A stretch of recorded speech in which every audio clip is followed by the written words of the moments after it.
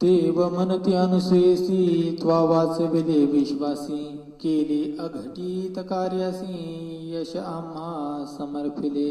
आणि देव म्हणतात अनुसया माते, तू सगळ्या विश्वाला आज वाचवलेस. सूर्यच उगला नाही तर किती या ठिकाणी उच्छेद निर्माण झाला होता.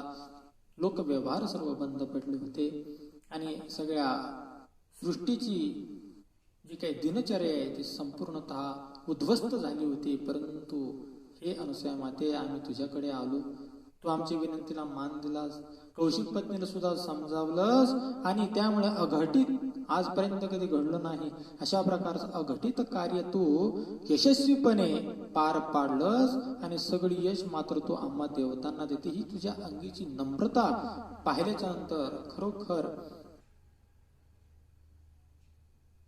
तुला वंदन करावं तेवढं कमी आहे असं सर्व देव म्हणायला लागले.